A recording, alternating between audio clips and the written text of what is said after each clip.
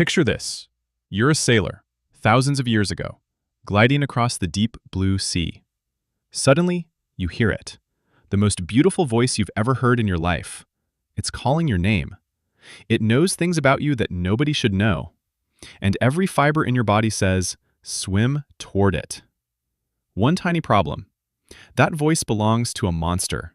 And the last thing you'll ever see is a beach covered in bones.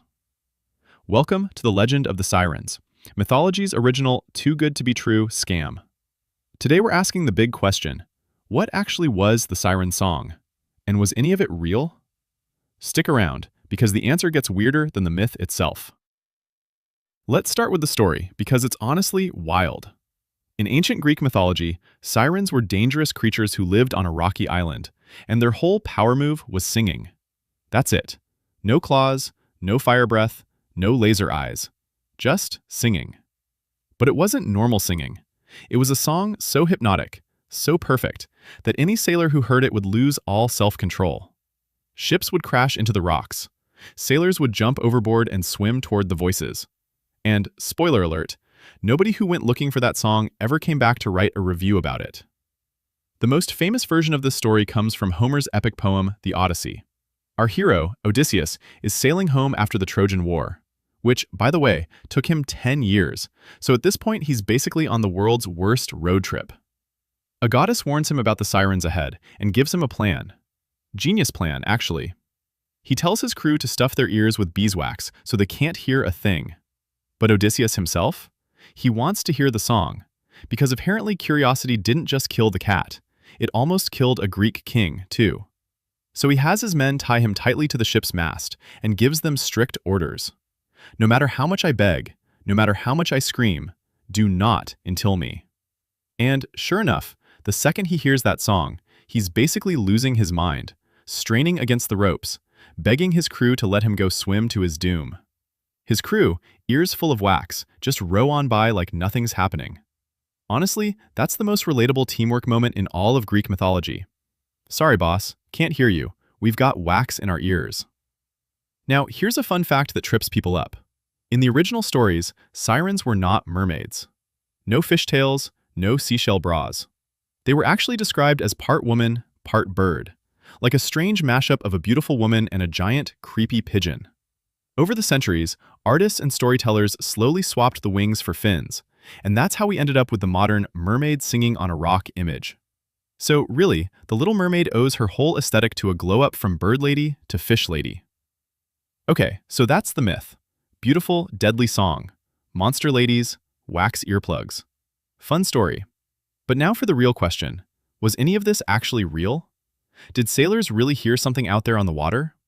Here's where it gets interesting, because the sirens might be one of those myths that isn't true, but isn't exactly made up from nothing either. Theory number 1. Rocks and wind. The islands where sirens supposedly lived were known for being rocky, jagged, and dangerous. The kind of place where ships wrecked constantly.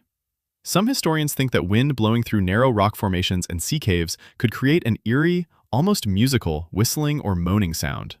Add some echo off the cliffs, and suddenly that wind noise starts to sound less like weather and more like something calling your name. Basically, ancient sailors turned a spooky natural sound effect into a whole supernatural backstory.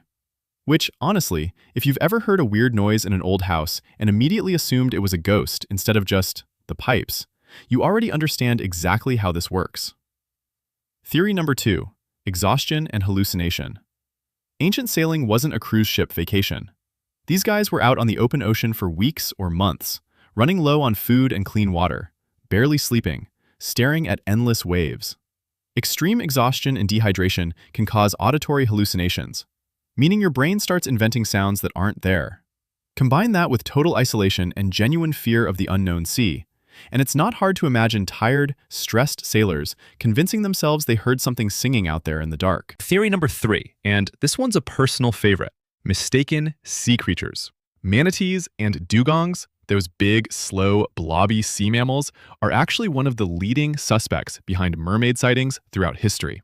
Now look, I love manatees, but let's be honest, they look like a potato that learned to swim. They are not sultry, singing sea maiden material. But from a distance, in dim light, after weeks at sea, Exhausted sailors apparently looked at a manatee and thought, yeah, that's a beautiful woman. Which honestly says more about how desperate these guys were than it does about the manatee. So, was the Siren song real? Not in the sense that literal bird-women monsters were belting out death ballads on a cliffside, but real in the sense that dangerous coastlines, eerie wind noises, exhausted minds, and a few unfortunate manatee encounters combined into one unforgettable legend that's lasted for thousands of years. And honestly, isn't that kind of the point of mythology? It's humans taking something scary and unexplainable and turning it into a story so good, we're still talking about it today. The Sirens didn't need real magic. They just needed sailors who were tired, scared, and a little too curious for their own good. So next time you hear a strange sound you can't explain, maybe don't investigate too closely. And if a manatee starts looking unusually attractive to you, my friend, that's your sign to get some sleep.